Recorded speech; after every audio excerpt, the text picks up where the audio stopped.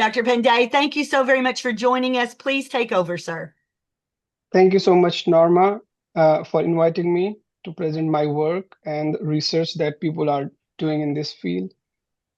I'm really thankful to this SPF committee for giving me this opportunity. And I must say that you really summarized the ER stress and neuronal health in a very good way to begin with. Thank you. Before I start my talk today, I would like to thank the SPF committee again because I must admit that I myself as a scientist wasn't aware of HSP 1.5 years ago. When I joined Dr. Sachdeva as a senior scientist, I started working with several neurodegenerative conditions. And now I'm working with several HSP patients actually with the help of SPF, that fund that you are supporting our pilot clinical trial. So kudos to you all that you are supporting this noble cause. With this, I would like to begin my talk. And as you all already know, my name is Vivek Pandey, and I'm senior scientist in Dr. Sachdeva's lab at the Department of Physical Medicine and Rehabilitation at the University of Kentucky. I have been here in Kentucky for last 6 years, and I'm working on several neurodegenerative conditions. One is HSP, and then we also work on people like with people who have spinal cord injury.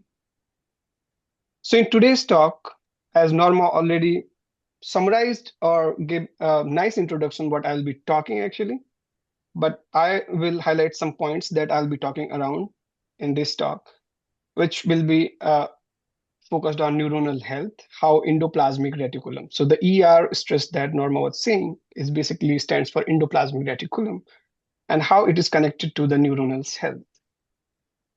Then I'll be talking about proteins production, how protein folding is required for proper functioning of cells, and what if something goes wrong in this protein folding or production, how it induces stress in the cells, and how the cell responds to that stress.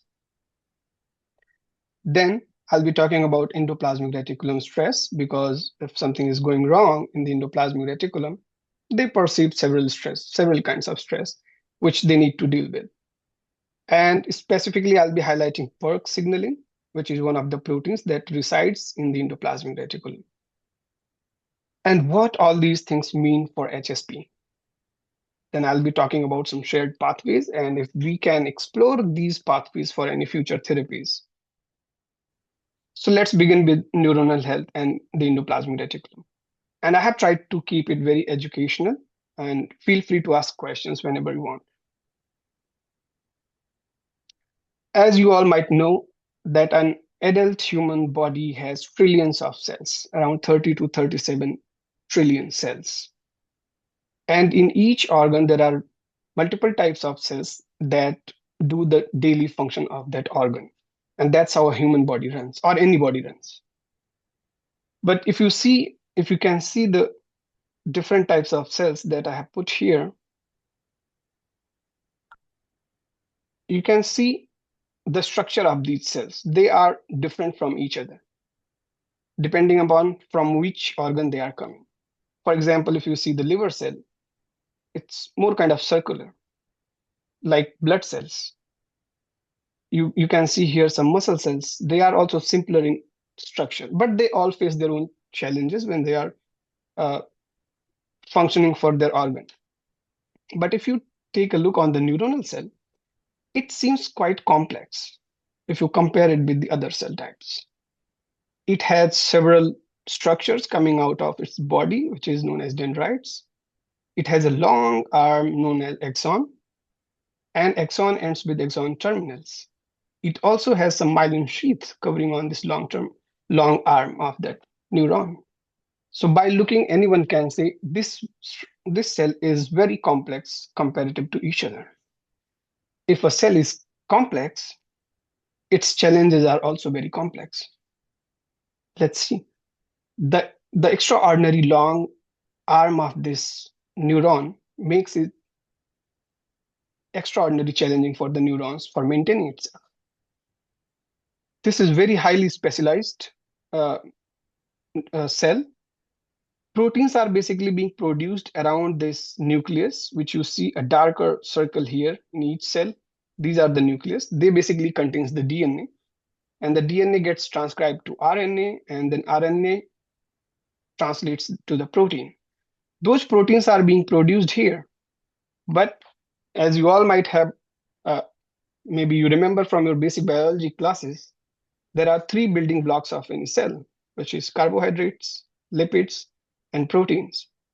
Protein is one of the major building blocks, which is required for daily functioning and structure of the cell. And these proteins are needed at this terminal as well as the longest terminal of the cell. So the one challenge that I'm seeing right now is if the protein is being produced here, it has to be transported to the end of that neuronal body. The biggest problem that neurons have, most of the adult neurons, they do not regenerate. So the new cells cannot replace. Like if you see the blood cells, every 120 days, the RBCs get replaced by new cells. But this leverage is not there with the neurons. If the neuron is mature, it has to survive throughout the life. And when anything is functioning at its daily routine level, they will encounter several damages while functioning. So there are machineries that take care of that damage. They remove the garbage from the cell. In this case, the neurons got the machinery at the beginning, and they have to survive with that machinery for the decades. And for surviving that, those machinery are required to work properly till the end. So the biggest challenge I see here is a neuron that needs to maintain itself, and for the longer cellular extensions for lifetime, there are no replacements available for this cell. You might know that these could be one of the longest cell in the body. If you see, for example, corticospinal tract, these neurons actually arise from the motor cortex of the brain. They go through the midbrain to the spinal cord, and one single cell can be as long as 1 meter.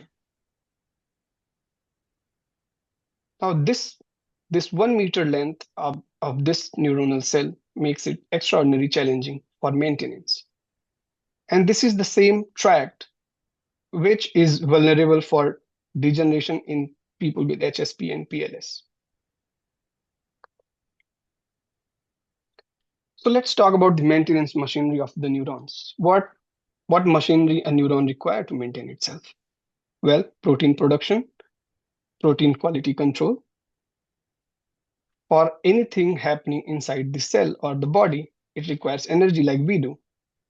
And the energy is being produced in mitochondria, which is one of the organelles. So neurons require healthy functioning mitochondria. Calcium ion is also required. Calcium is very important for protein folding. When I'm saying protein folding, keep this in mind that each and every protein requires to attain a proper shape for its proper functioning. If there is a tiny bit of damage to that structure, that protein cannot work. Rather, it will be producing some toxic effect in the cell. And calcium is not only required for the proper folding of the proteins, it is also required for releasing the signal from one neuron to the next neuron. So let's say if signal is traveling from this neuron to the next neuron, the calcium levels will change here, and the vesicle with that chemical that talks to the next neuron gets released. So calcium is very important. Also, calcium is important for mitochondrial function. Norma, you have a question? I did, and I apologize for interrupting you, but can you explain that a little bit clearer on the calcium? How that's Yeah, so important. I will be talking about this in next few slides. Okay, okay, thank you. But calcium is ion like sodium and many other ions that we have in our body. So let's say several enzymes require calcium to function. So function means if some moieties or some amino acids are required to attach to some protein lengths, they require calcium to work. And also calcium remains physically attached to some proteins so that they can twist their structure and attain that proper shape. Also, Calcium remains in as a reservoir in endoplasmic reticulum. It keeps traveling between one organelle to another, so that uh, the balance of that chemical changes, and it changes the potential of that organelle. So it basically governs the mitochondrial function as well as the signal transduction from one cell to another. But here I wanted to highlight that calcium is required for proper protein folding as well. And I was talking about the transportation of the proteins that are being produced near the cell body to the axon terminals. That is another thing that is required for the neurons maintenance. One of the most important things are, if during any function, if the protein gets damaged, there is a machinery required for removing the damaged proteins. And neurons need that machinery working properly. If there is any disturbance in that machinery, the damaged proteins will stay longer in the neurons, and that will cause the degeneration to the neurons. So where all these things happen is only one central organelle, which is known as endoplasmic reticulum. Endoplasmic reticulum governs the protein quality control, protein production. It talks to mitochondria, calcium balance. Everything is around endoplasmic reticulum. How does it look? This is a very simple structure of a cell where you can see nucleus, mitochondria, lysosomes, Golgi bodies, and let's take a closer look to the endoplasmic reticulum. It remains, it kinds of comes out of the nuclear envelope or nuclear membranes and forms a network-like structure. What you see little dots here are ribosomes attached to the endoplasmic reticulum, where proteins get produced. And post-production modifications happen in endoplasmic reticulum. When I'm saying post-production modifications of the protein, meaning proteins require several carbohydrate moieties. Yeah. What are you gonna try to do? Get that paint on and let it dry while you're eating, or? I put one coat on. Paul, please mute. Oh, Sorry about that, I thought Doctor. someone is asking questions. Sorry. Yeah, that's okay. Yeah. Sorry. No, that's okay. So the post-production modifications of the proteins also happen around in the endoplasmic reticulum. And when I say post-production modifications, that means proteins require attachment of several carbohydrate moieties. They might require some lipids for their proper functioning, and everything gets attached over there. If there is something that needs to be removed from that protein, will also happen here. And once the protein is produced, it gets its proper structure, which is known as protein folding. So endoplasmic reticulum does help in protein production, protein quality control. But as I was seeing a slide before, that it also works as a reservoir for the calcium ions. So several organelles, let's take an example like mitochondria and endoplasmic reticulum. They have several channel proteins. It's basically kind of two doors, which one door takes in the calcium and the other one pushes it out from that organelle. Maybe it can be mitochondria or it will be endoplasmic reticulum. So that balances the calcium that is present at any moment in that organelle. And that is required for calcium signaling, for working uh, for any organelles, its proper functioning is required due to this calcium flow. It is also required to attach one organelle to another, like mitochondria physically gets attached to the endoplasmic reticulum, and calcium also helps in this binding. This is required for proper functioning of the mitochondria as well as for the endoplasmic reticulum. And everything that is happening here around the endoplasmic reticulum that governs the structure of the organelles, such as mitochondria, the membranes and the lipids that are present on the cell wall or cell body to make anything functioning properly, the communication between the organelles, and if there is any stress in the cells, how that cell will respond. All these functions are required for that protein factory. And when I'm saying protein factory, let's take endoplasmic reticulum as a production line, our famous Kentucky bourbon production line, where bourbon is being produced, filled in the bottle, and being packed, distributed to all over the country or maybe everywhere. This is how endoplasmic reticulum works. Protein is being produced, it's being packaged and being delivered to the different parts of the cell where it is required.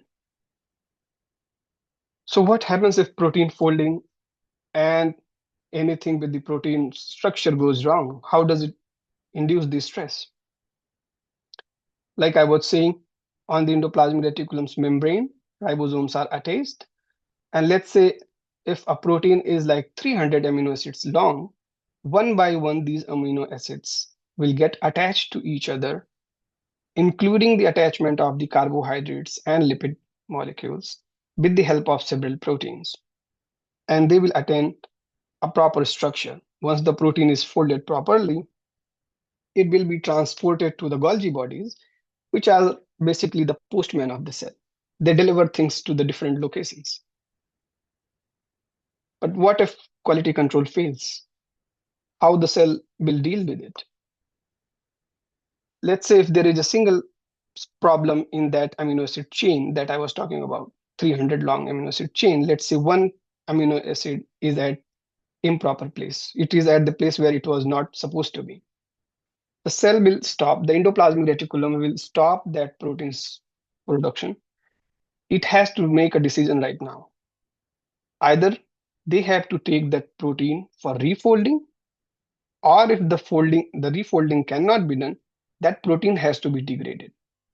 And this thing can happen during the production of the protein, or if the protein is working at its location, due to something it get hurt and got damaged, then that protein has to be transported back to the endoplasmic reticulum for making this decision, whether they can fix that protein or that protein has to be degraded.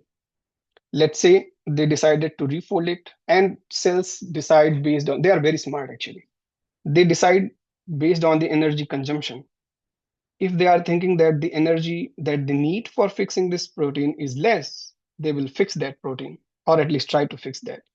And if they think that it requires lots of energy, they will simply take it to the degradation bodies. So if the proteins are fixed again, they again will be redistributed to their locations using the Golgi bodies. But as I was saying, if the problem cannot be fixed, there are mechanisms like autophagy or proteasomal degradations. The proteins will go for the degradations and will be removed from the cell. When they are making this decision in the endoplasmic reticulum, just think about this step right here. I'm not talking about a single protein at a time. In a cell, maybe it's thousands of the proteins at the same time, and most of them are getting damaged and coming back to the endoplasmic reticulum. At this point, when they are making the decision, the endoplasmic reticulum looks like something this. I tried to make this. It's not very clear, but it gives the idea. So there will be huge number of proteins that are damaged. They will be stalled. They will be staying in the endoplasmic reticulum's lumen, waiting for their turn to get refolded properly. Before I go further, let's see what can damage these proteins. Why I'm talking about misfolding proteins in this context. So there are several causative factors. One is genetic mutations like HSP. If there is a mutation in the DNA, it will not transcribe the RNA correctly. There will be something wrong in that chain. And if there is an alteration of the amino acid sequence, I was saying it before, that will produce a mutated protein. Mutated proteins means it's a bad protein, it cannot function properly. Similarly, when every day we are talking, even right now, our cells, when they are doing their function, they are going through stress. They release several chemicals, several reactive oxygen species. And those reactive oxygen species can directly hurt the protein molecule, which will cause the damage. And it's a very basic phenomena that is happening every time in the cell, in each cell. Calcium imbalance. I already talked a lot about this, how calcium can affect the proper folding of the proteins, it can affect the mitochondria, and everything can lead to the damaged proteins in the cell. Mitochondria itself, if it is not working properly, it will produce less ATP if there is no energy or less energy, that will also affect the protein's folding. These all are the cellular stresses I was talking about. One thing I need to highlight here is aging. Aging itself is a cause of producing misfolded proteins because the machinery of protein folding gets weaker. There is always chronic low-grade stress in the cells. Mitochondria starts aging and they also don't work properly with the full capacity. And due to all these things, they can lead to improper folding of the proteins, which causes the stress in the cell. And then the endoplasmic reticulum looks like this if the unfolded proteins are accumulated there. What happens when the proteins are accumulated there and waiting for the refolding or getting cleared from the ER lumen? This side on the left, I'm showing a condition which is right now basically the physiological status where there is no stress. There are three proteins named PERK, IRE1 alpha, ATF6. Take these proteins as three major security forces of the city. If this endoplasmic reticulum is a city, all these security forces remain idle when there is no bad guys present in the city. There is no stress, they remain calm. But once the misfolded proteins start accumulating in the city or in the ER lumen, when there are lots of bad guys present, these security forces get activated. They start activating several other, let's say, their downstream officials, in this case, proteins. They activate several proteins and they try to restore the proper status of the city. They want to remove the bad guys. They want to either correct them or remove from the city. That's what PERK, IRE1, and ATF6 does. IRE1 and ATF6, they basically help producing several chaperones, proteins that are required for refolding of the proteins. But PERK is the major player here. Besides producing several proteins, it also inhibits the production line for a while. It basically stops producing most of the proteins that are being produced at a regular basis. It says, take a halt. Let's stop right now producing new proteins. Let's correct them. And only PERK decides whether these proteins can be recorrected or do we need to take the cell or the protein to the degradation through the autophagy. So PERK plays a major role in managing the endoplasmic reticulum stress. Let's see what are the evidence, what people have done with the endoplasmic reticulum stress and PERK signaling in different neurodegenerative conditions. Now, I hope I was able to make clear how these three proteins work during the endoplasmic reticulum stress. I'm not going much deeper in the signaling, which is very complex. So I'm sharing few examples right here. First example is from tau-mediated pathology, which is basically common in Alzheimer's or any tau pathologies. So tau is a protein which basically helps microtubules functioning, and it helps with the distribution of the proteins to the different bodies, to the different parts of the cells. And when tau gets mutated, like any other protein or most of the proteins, when they get mutated, they start making tangles. Basically, several proteins will attach together and make a kind of ball or something that is there and starts producing toxicity. So this group had a mutated mouse and they waited for like 8 months, basically corresponding to the production of the taus, which are bad, and then they accumulate and produce the toxicity. At 8 months, they see with the Western blotting here that the PERK pathway was activated. So if you are seeing the bigger blots here, that means that protein is being produced more compared to the normal, which have normal tau, that group of mice. So they see that when tau was mutated, the PERK pathway was highly activated in those mice. And when PERK was activated, the functions of the neurons were declined significantly. Next, in the group that has the bad tau in it, they inhibited the PERK pathway using small chemical molecule. And when they inhibited, they see that the PERK pathway went down, Along with, they also noticed that the grooming of the mice, grooming basically reflects here a mouse which kind of healthier. So the grooming and the appearance, I hope you can see in the images right here, was quite similar to the normal group of the mice. You can see a diseased mice looks like not groomed well, while the mouse that received that PERK inhibitor was showing similarities with the control one. Not only this, at the molecular levels, they see that the number of healthy neurons were also increased when they gave the PERK inhibitor to these diseased mice. Another example I'm right now showing here is from Parkinson's disease. This group took several brain regions from humans who had Parkinson's disease, and they compare it with the normal people who did not have the Parkinson's. And they see in the different regions of the brain, PERK is highly activated compared to the normal, uh, compared to the people who did not have that Parkinson's disease.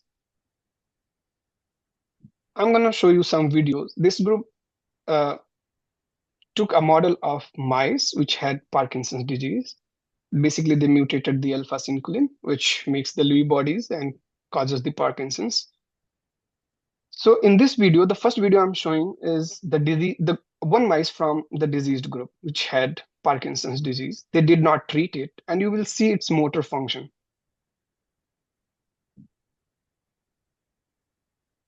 I'm trying to play this.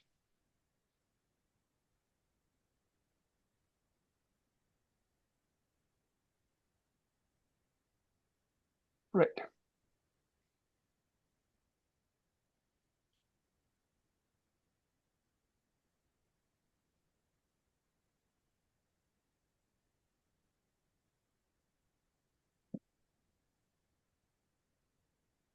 It's like it's hanging on for dear life.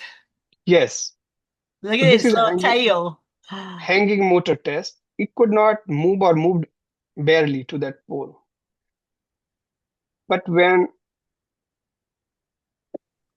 when they treated a group of mice that had that condition with the PERK inhibitor, which is a small molecule right here, those mice did well in this motor test. You can see yourself in this video.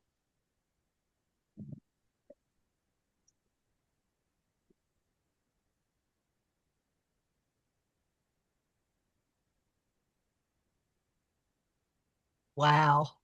It basically That's walked amazing. away from that position and came down through the pole.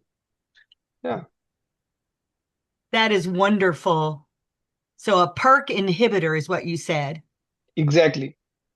So Now we know that could be a drug, that could be a compound, that could be a this is a molecule, synthesized molecule. Yeah, a synthesized molecule.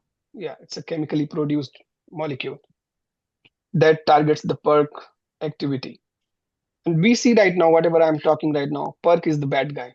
When we are inhibiting that bad guy, it's improving something in the cell, and even it reflected in that mice walking. But do you really think that removing that bad guy will work? Will it bring the balance in the city? Before you answer, let's see a couple of more slides. This is a model I'm talking about. This research, this group that they did in amyotrophic lateral sclerosis, which is a motor neuron disease. So the cases, 20% of the inherited cases that are known are caused by a mutation in antioxidant protein, which is known as superoxide dismutase 1. Again, when it gets mutated, it is misfolded, it makes clump together and triggers the toxicity inside the cell. And when it gets mutated, it accumulates on the mitochondria as well as on the endoplasmic reticulum that I was talking for like last half an hour. They deleted PERK from the beginning in those mice. Basically, they thought, let's remove the bad guy totally. And when those mice grew, they see that the ALS, rather than being reduced, it was more pronounced in those mice. Basically, they see lots of inflammation. So basically, the disease got worse when they removed the PERK from the beginning. Another group, they did not remove PERK from the beginning.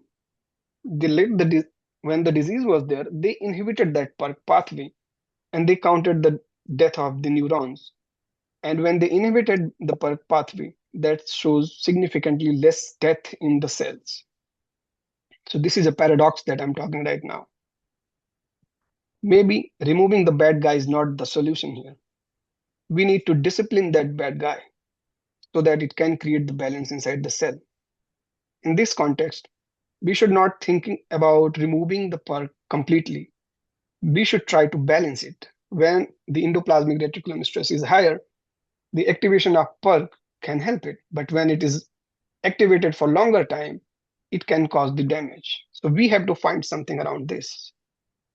And that brings to my review that you were talking in the beginning. We published this review article a month ago where we talk about this PERK's paradox. This is the exact paradox that we talked here.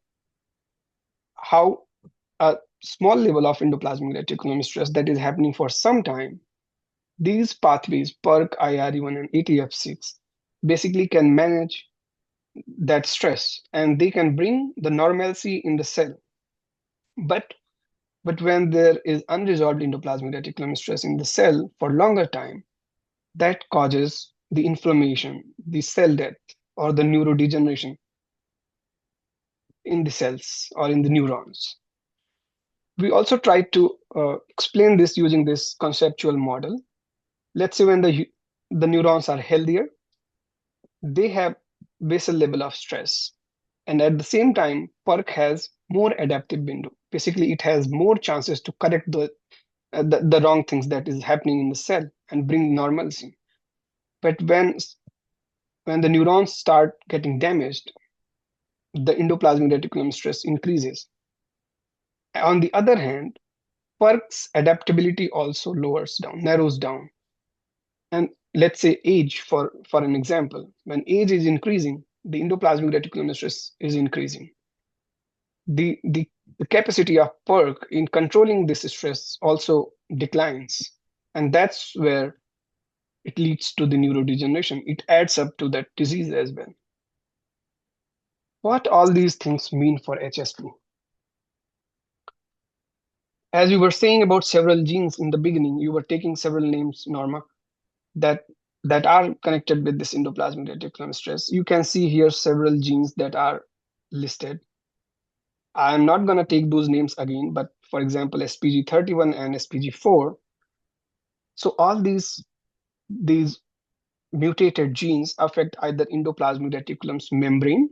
Membrane is kind of boundary of the shell of the cell. It can also affect the trafficking of the proteins that are being produced in endoplasmic reticulum but distributed with the help of Golgi bodies. The microtubules and the positioning of ER can also be affected by SPG4 mutation. SPG31 can cause damages in the machinery of degradation that endoplasmic reticulum has. And also it can cause the endoplasmic reticulum stress directly. All these things, if any of this is mutated, it will lead to bad ER functioning. It will not be able to manage the cellular stress that a neuron is having. This is another study. So as I was telling that I do not have, I wasn't working in the HSP field from my beginning of my research, but since I came in and I see at least one paper where people have seen inhibiting endoplasmic reticulum stress basically improved motor function in HSP. And this is again done in mice. So what they did, they had mutated REAP1, which is known as SPG31. So they removed SPG31 to create that condition. So those HSP mice, they performed open field, rotor rod, and pole climbing test. I'm showing right now here is the pole climbing test images. So they performed these tests with the normal mice group, as well as they performed this in HSP mice. They do not have any video, otherwise I could have loved to show it here. And at the 40 weeks of that mutation, which is basically establishing the disease here, this shows that the total distance traveled by the HSP mice was significantly less, around 5,000 centimeters, compared to the normal one, which was walking around 10,000 centimeters in 60 minutes. Another healthy behavior of the mice is jumping a lot in 1 hour. It almost jumps around 400 times, which was significantly reduced to at least 100 times in the HSP mice, the blue bar that I'm showing right here.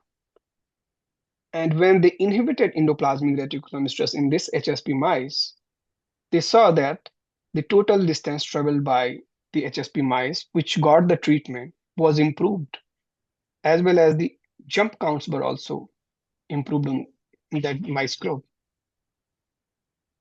They also studied at molecular level, and they see that the inhibition of endoplasmic reticulum stress basically made nice connections between the nerves and the muscles. They also saw that denervation of the neurons, which was higher when there was the disease, the HSP was there.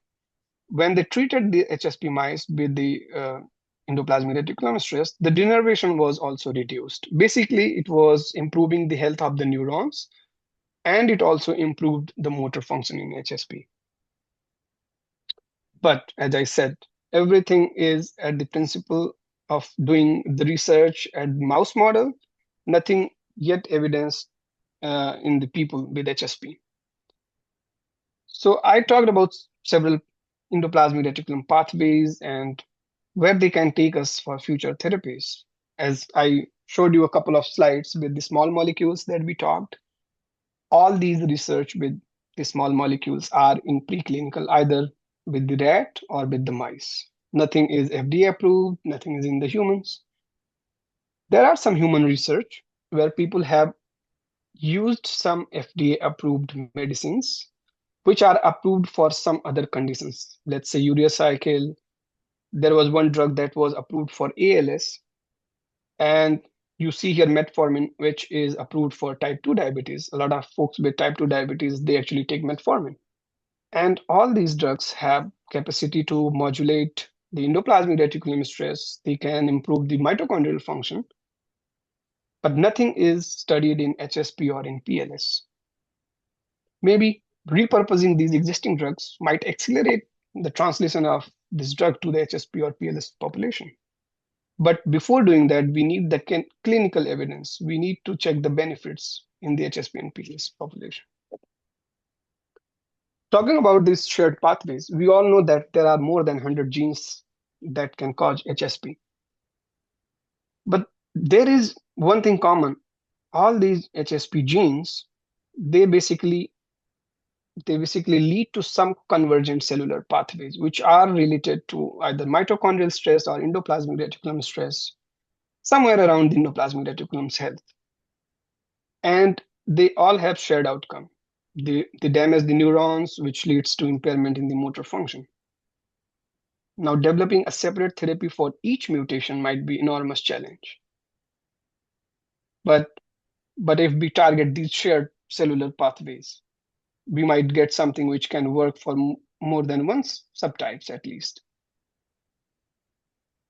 When we try to modulate the unfolded protein response, when we try to establish the endoplasmic reticulum's homeostasis in neurons, when we try to fix proper communication between mitochondria and endoplasmic reticulums, if we try to create a homeostasis between the calcium signaling and the protein production and folding, all these things might restore the resilience in the neuronal cells. Basically, neurons can survive longer and can protect themselves from the damages that are occurring at daily basis. So if we find out the right target with right dose at right time of the intervention, we can try to achieve this. So what's the take-home message right here? As I was discussing in the beginning, neurons face an extraordinary challenge for their maintenance. I don't think any other cell faces that kind of challenge. Endoplasmic reticulum, which is an organelle in the cell, is central to producing the proteins, for the quality control of the proteins, calcium signaling, and creating a proper balance in the cell for their functioning. The PERK pathway, which is in endoplasmic reticulum, is necessary for a protective response. you cannot simply delete it and get the benefits. You have to modulate its function. And different causes of HSP and PLS, they all lead to some shared cellular vulnerabilities, and if can we create some opportunities and try to some target some pathways and that leads us for the therapies. Only when we do some research on these areas, we'll find out. So where do we go from here? As I was saying, we need to understand the most important pathways that are affected in HSP and PLS regarding endoplasmic reticulum and mitochondrial function. We need to measure biomarkers related to endoplasmic reticulum stress using the samples that we can collect from the patients, such as blood. We need to see if something is showing up in the blood, and we can correlate it with the preclinical data that we get. And then we need to intervene those pathways using some drugs, some small molecules. We have to follow that approach of the translation of any therapy that goes from cells to animal models and then clinical trials. With this, I would like to thank Sachdeva Lab, especially Dr. Rahul, for his mentorship to me and for his help that he always offers. My department, biggest thank to Spastic Paraplegia Foundation for supporting our clinical trial. I did not talk about that trial because Rahul is talking about this work tomorrow. Yeah, but big shout out to the foundation for supporting this noble cause. And thank you everybody for listening. And I'm happy to take any questions if you have. Before you take your screen off, I'd like for you to go all the way back, if you will, to I think it's number. Hang on, let me tell you. I did a screenshot of that page. Perfect. It's number 28. 28. Right. Yeah. Yeah. Okay, I want everybody to get your glasses out. Okay, you got your glasses on? I want you to look really hard at, see those SPG numbers? Do you see all those out to the side? Yeah. So that's all of us as one big happy family in the middle of that.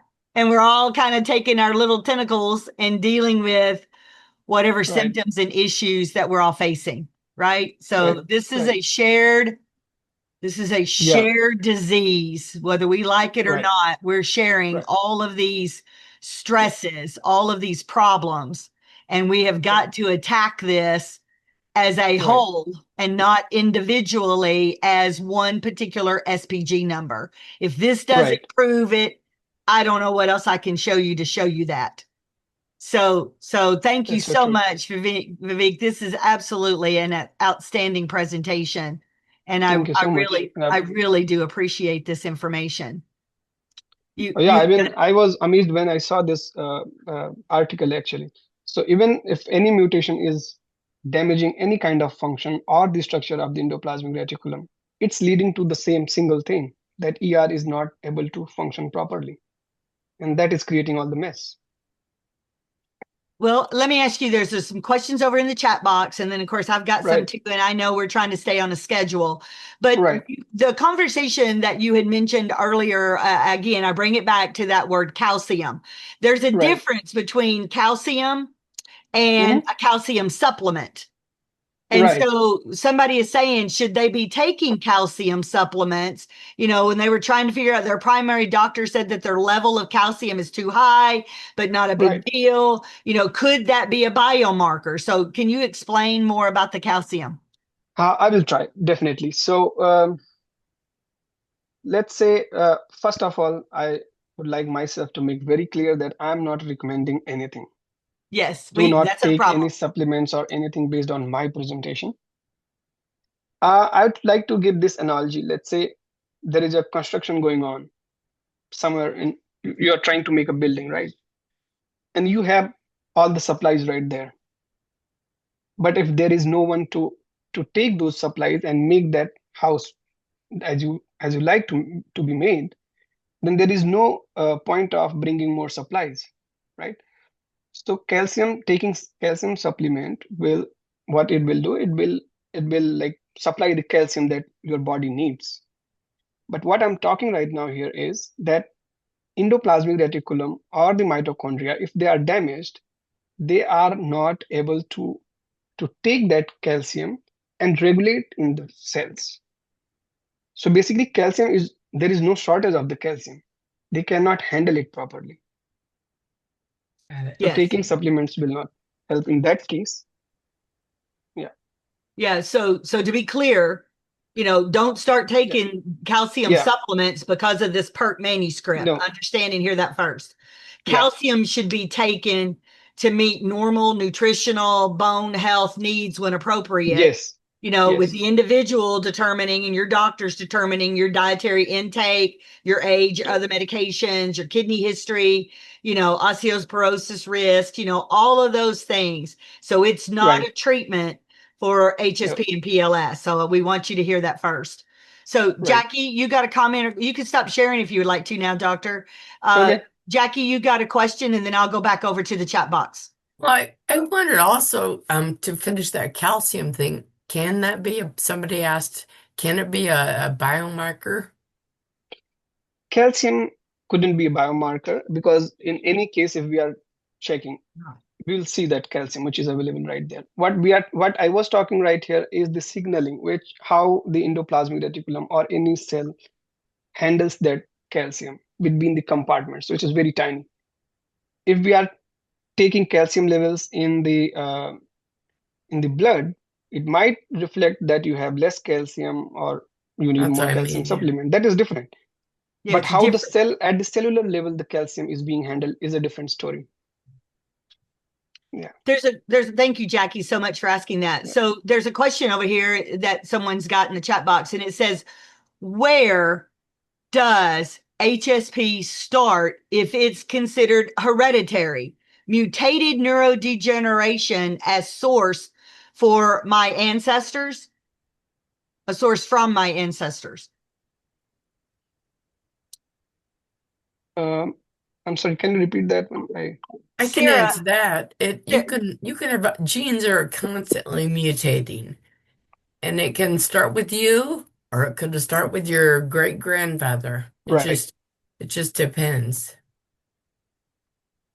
Yeah. Most genes are, when they mutate, they're harmless, but this one's pathogenic and not good. Yeah, most of the genes, if they are mutated and they are making any protein, they are basically not going to make the proper protein that is required for that function. And that causes the problem. If the protein is not, if let's say it's a very essential protein for the cell's function or body's function. In this case, like I was showing, if it is like required for maintaining the membranes of different organelles, that organelle will not be in proper shape. And then the cell's homeostasis is disturbed. But if let's say if some protein is not that important, which is rarely the case, because all like every protein in the cell is important, and if they are getting mutated, they will cause some kind of problems. Thank you guys so very much. Miss Barbara, you got a comment or a question? Please go ahead. Yes, a question. So the SPG numbers that were listed, I was researching, and the ER is it's a primary effect. So of course I don't fall into those numbers, so I'm Googling, and it's saying that the ER damage based on my protein is secondary. So if you were to be able to come up with some sort of therapy for this, do you think it would help not only the primaries, but the secondaries as well? So as we were talking about the shared pathways, I think if we are able to develop something around like maintaining the ER's function or managing the stress that they are facing, definitely that's what we are talking. Like if we are not targeting the genes, we are targeting the cellular pathways. Right. If we are able to come up with some of the therapies that modulates this pathway that is in the question, it can definitely help.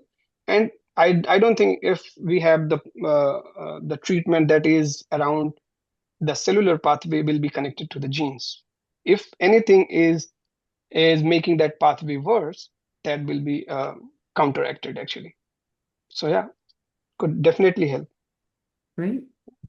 Thank you so much, Barbara, for that question, because that is so very important. And that's one of the things that the foundation has been talking about is how do we look at the cellular pathway? How do we look at the pathways, which is exactly why we started that with our conference theme last year or this year.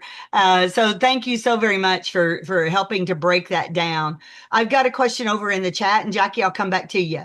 So Brianna asked, taking mitochondria supplements and clearing out senescent cells helps mitochondria function better and therefore make a difference for HSP patients.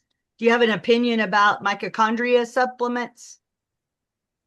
So mitochondria, as I was telling in my presentation, it's a very important organelle, which basically called as a powerhouse of the cell.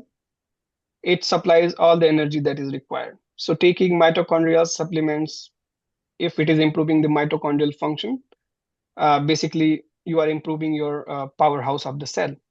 So it can help with the several things that requires energy.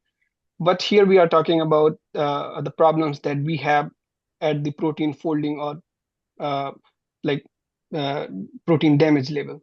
So mitochondria cannot directly affect that protein folding. It can just provide the energy to fold the proteins properly or produce the proteins.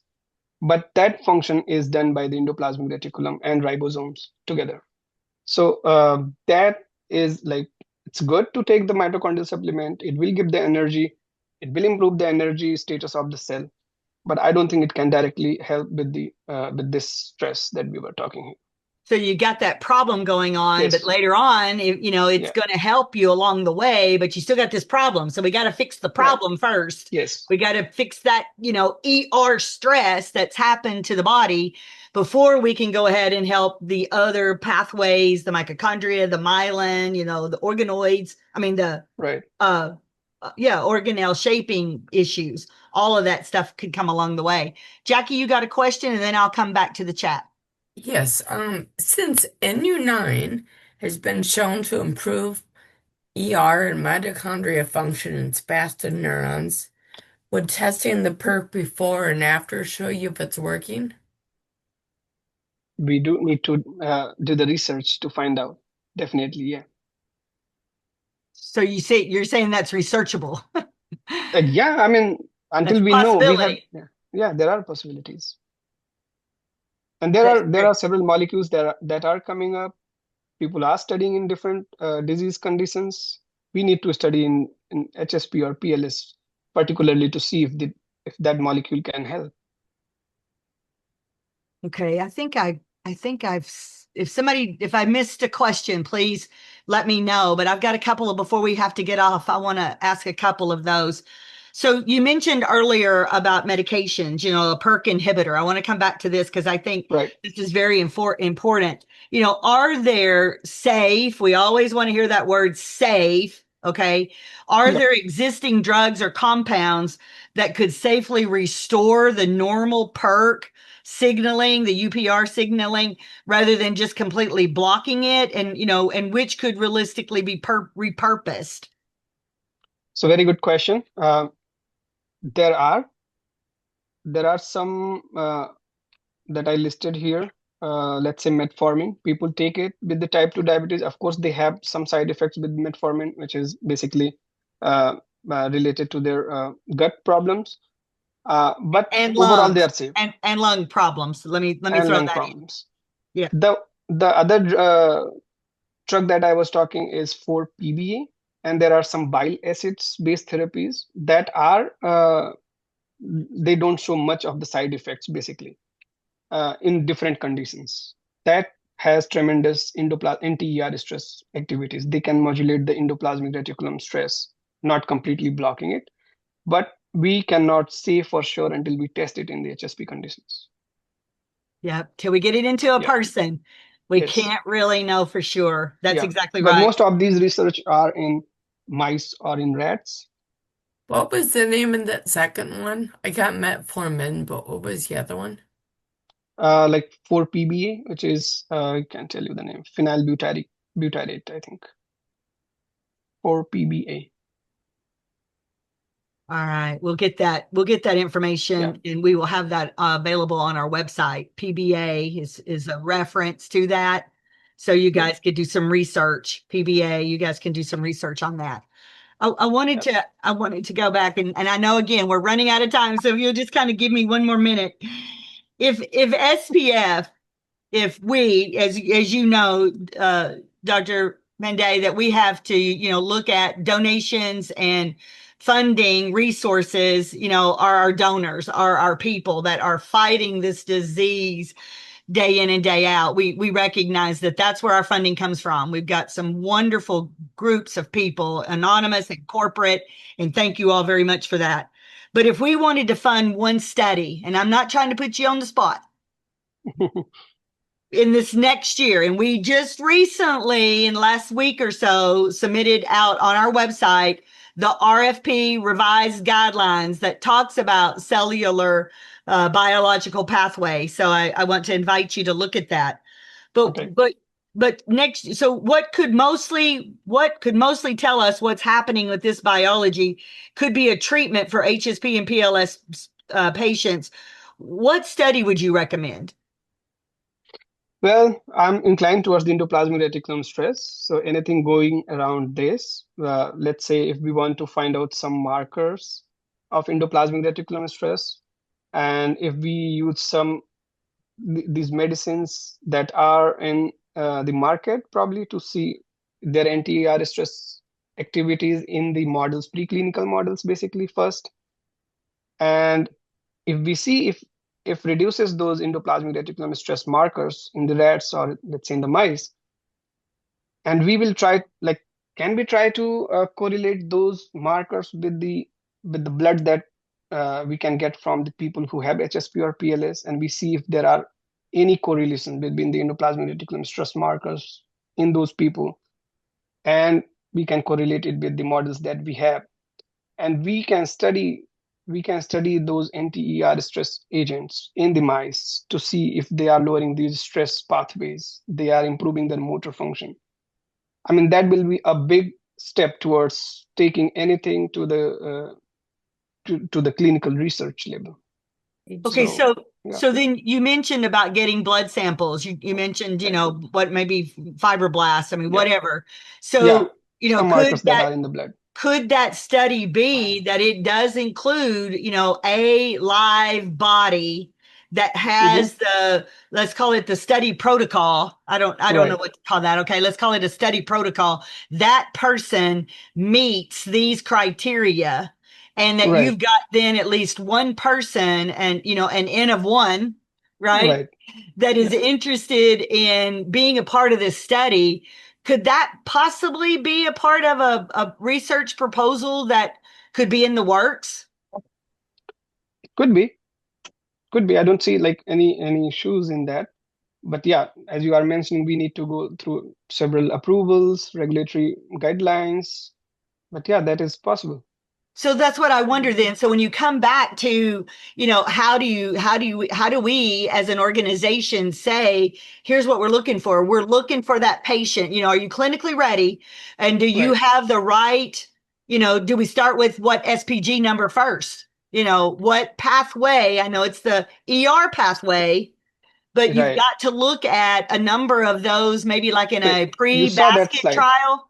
Right. You saw that slide. There are several spastin protein, let's say spastin, that SPG4, which is more common. That also affects the ER microtubule contacts, ER function. And SPG4 is more common, right? Okay. So if we have to get started, SPG4 might be a good candidate, But on that same list, though, you have a number of those. So is it possible that you would look at maybe even a combination of like a basket trial where you would have a couple of different SPG numbers that could also be studied at the same time to see how it has its own challenges? But we can try, but it has its own challenges. Let's say if we have to study this in mice, usually if you mutate one, we'll mutate only one SPG gene, right? So then we have to create several colonies of different mutations. That is a challenge in preclinical. But if we are working with the clinical samples, let's say with people, they have different mutations. So we can take their blood and we can see what we can see. But for studying this in preclinical model, I think we can start with one mutation, and then we can bring other people who have different kind of models, and then we can test this. So this is possible, but it's a complex thing to do. That's okay. That's good. Thank you for your explanation. I appreciate that. We have a question over here from the very own Dr. Deva. Come on and talk. What, you got a question or a comment? Go ahead, sir. Thanks, Norma. I just have a comment. First of all, great talk, Vivek. Really well done. Very well. I just wanted to add to what Vivek mentioned.